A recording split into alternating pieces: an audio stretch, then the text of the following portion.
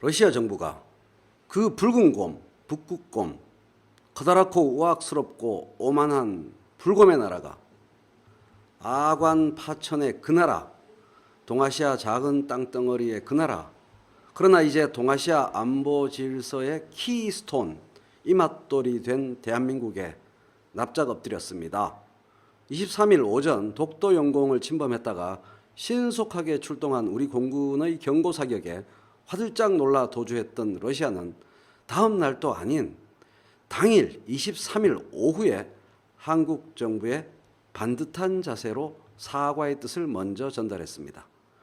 윤도한 청와대 국민소통수석의 브리핑에 따르면 러시아 차석 무관이 전날 오후 3시께 국방부 정책기획관에게 러시아 국방부가 즉각적으로 조사에 착수해 필요한 모든 조치를 취하겠다고 밝혀왔다고 합니다. 러시아 차석 무관의 말을 계속 들어봅시다. 기기오작동으로 계획되지 않은 지역에 진입한 것으로 생각한다. 한국 측이 가진 영공 침범 시간, 위치 좌표, 캡처 사진 등을 전달해주면 사태 해결에 도움이 될 것이다. 이번 비행은 사전에 계획된 것으로 중국과의 연합 비행 훈련이었다.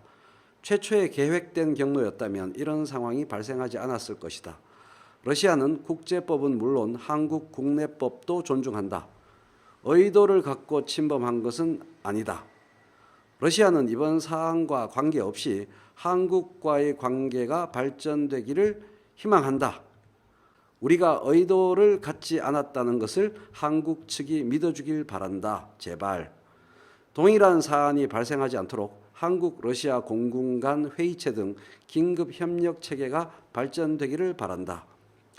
윤영찬 수석은 또 러시아 무관의 언급 중에 적절한 사과와 유감 표명은 러시아와 외교부와 국방부, 언론을 통해 나올 것이라는 부분도 있다고 전했습니다.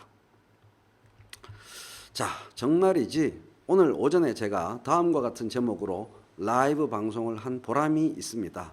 나는 7월 23일이 정말 자랑스럽다. 이렇게 라이브 방송을 했었습니다.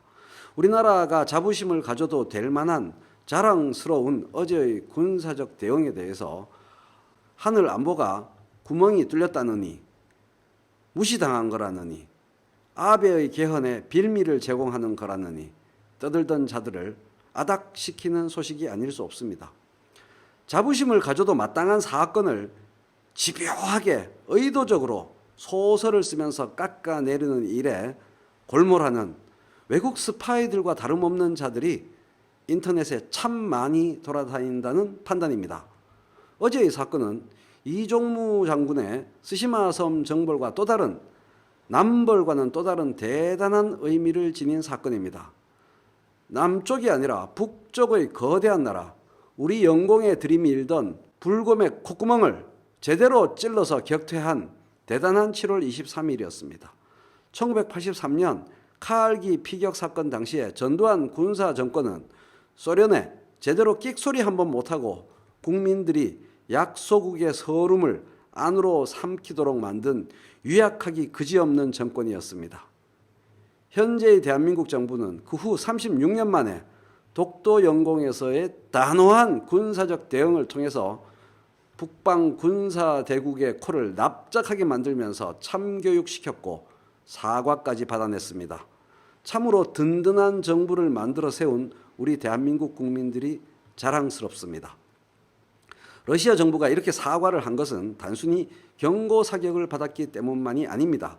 향후 러시아가 염두에 두고 있는 동아시아 정치, 경제, 에너지, 안보 전략에 있어서 대한민국이 너무나 중요한 키스톤, 이맛돌의 위치를 점하고 있기 때문입니다.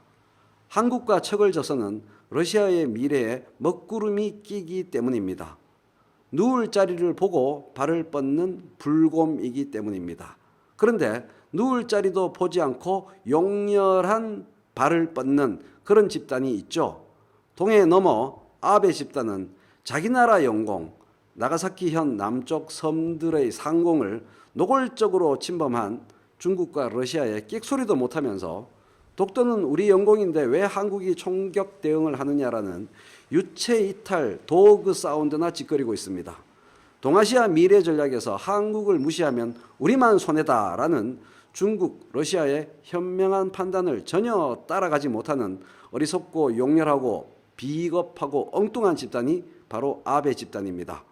일본 시민들의 민주적 역량이 하루빨리 알차게 연걸어서 시대착오적 방향으로 나라를, 일본을 파국의 길로 이끌어가는 아베 집단을 축출하기를 기원합니다. 그리하여 동아시아 평화와 번영을 위해 함께 노력하는 한일 관계가 정립되기를 바랍니다.